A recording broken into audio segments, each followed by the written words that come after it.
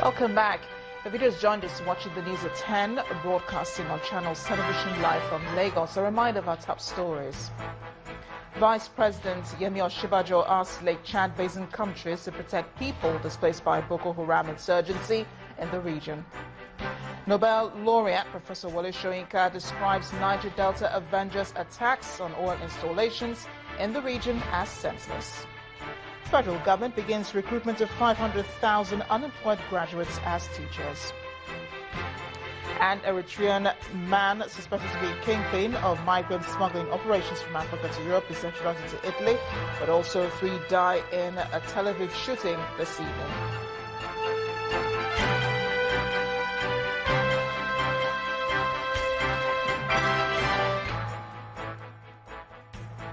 Welcome back. We'd like to remind you that all our top stories can be found on our websites, channelstv.com and on youtube.com/channelsweb. You can also visit m.channelstv.com to view us live on your mobile device and download the Channels TV app for Android, iOS and Windows phones from their respective stores. We do encourage you to interact with the Channels Eyewitness feature on the Channels TV app. If you have pictures or videos you'd like to share with us, just tap the application on your device, swipe to reveal the Eyewitness menu, and follow the instructions. Airtel, the smartphone network. Let's take a look at some of the pictures that you sent in. We'll begin with this one from Warri in Delta State, showing refuse badly disposed on the side of the road. Our next picture is from Obanla area of Akure in the Edo State capital. It shows a heap of garbage, which our Eyewitness reporter says has been abandoned there due to the ongoing industrial action in the state. He wants the government to do something quickly about the refuse to forestall outbreak of an epidemic. From Ashafa Junction in Ijebu-Ode in Ogun State comes this image of flood. According to our Eyewitness reporter, the flood is as a result of bad drainage. Our next photo is from Ikeja, the Lagos State capital, showing people hanging to the door and sitting on top of a moving train. Our Eyewitness reporter is asking that these practices discouraged, especially because the death rate of illegal travelers is high. We'll end in Agege Stadium in Lagos. We see a picture showing people whom our reporter says are players of MFM FC and Nasarawa United, maintaining some silence in honor of the late coach Stephen Keshi.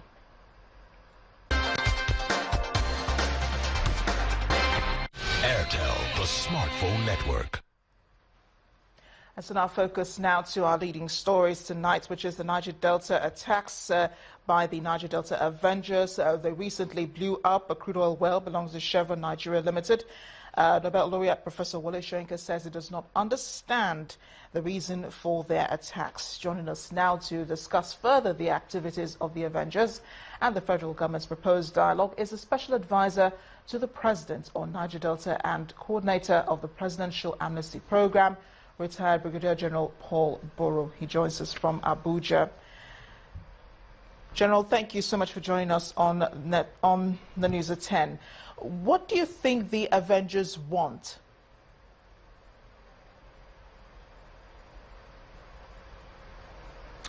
Candidly speaking, I really do not know what they want at this time, because if they have issues that has to do with legal, I believe lawyers are the best to handle such issues. If it has to do with administration, then let it be handled in that manner. They're not blowing up oil wells, because consequence of such affects the environment, affects the nation's economy. So there are alternatives, way of expressing displeasure or issues, and not venting it on pipes. It is not necessary in any way, and it's uncalled for. It should be discouraged by all sectors of the government. During the previous administration, there was the amnesty program that sort of provided an avenue for these people in the Niger Delta who wanted to, do something with their hands or move forward in their professional careers, to be able to, find an avenue to do all of that. Does the government have any plans for, these ones left in the Niger Delta? Are there plans for rehabilitation?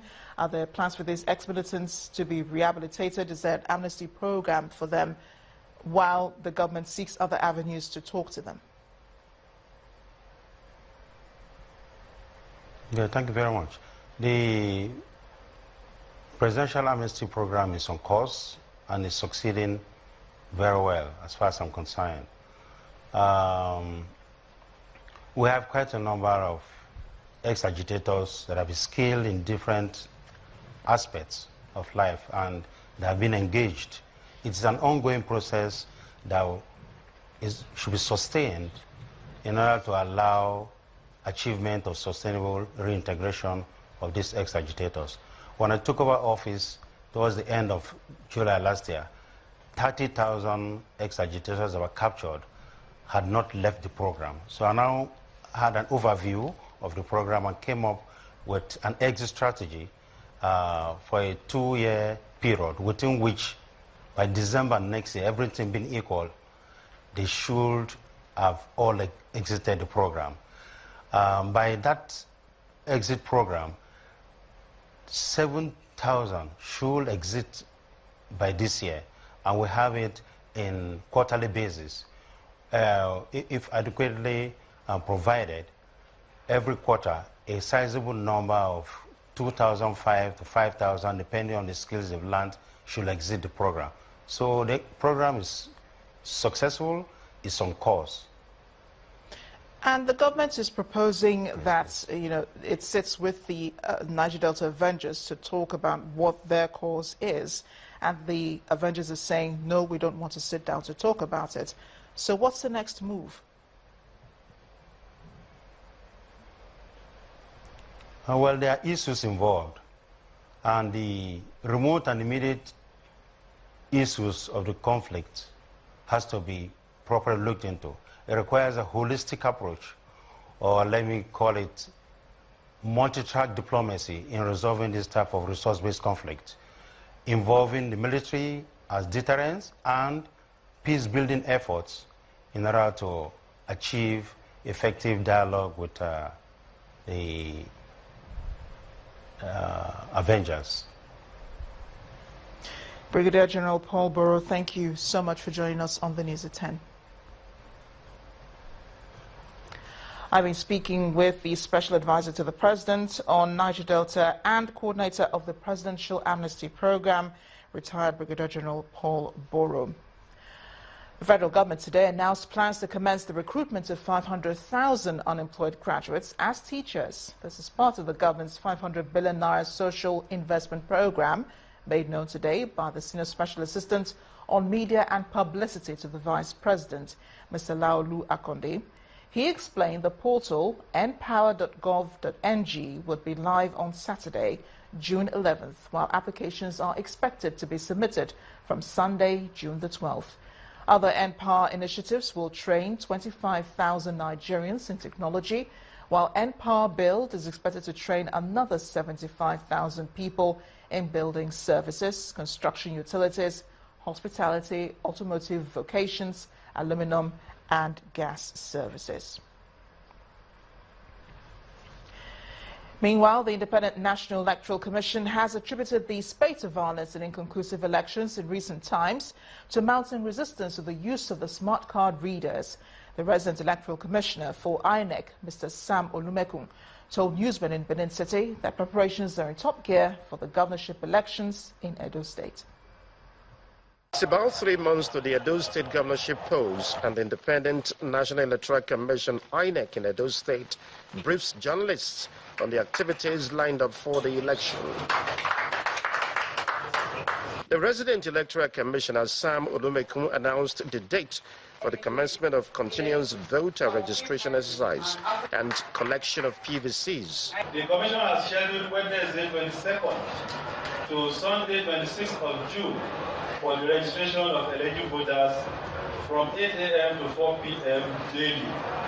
Let me state categorically that those who have registered before should avoid multiple registrations, as doing so would entail their names being deleted from the voters' register. He attributed the spate of inconclusive elections to violence arising from the resistance of the use of smart card readers. The current security issues such as snatching of election materials, abduction of election personnel, among several other criminal acts associated with elections in Nigeria, regrettably have since 2015 been on the increase. This is very worrisome. And to my mind, this is traceable to the strong resistance that has been mounted against the use of smart card readers. But for him, INEC will not back down. Rather, it will further improve on this with the e-collation system. We are going to collate all elections in polling units electronically, and that will be done in Abuja. As we are announcing results at every polling unit, the elections will also be compiled in Abuja. It's going to be transparent. It will not be only INEC official will be there. Civil society groups will be invited there. Journalists will be there. So you will see directly on the screen as results come in. Political campaigns commence on the 12th of June. And so far, 9 political parties of the 20 active political parties in the state have indicated interest to contest the 2016 governorship polls. When the News at 10 returns, our community report tonight examines the plight of twin communities in Edo State, whose development has been hindered by a bad road. Do join us again.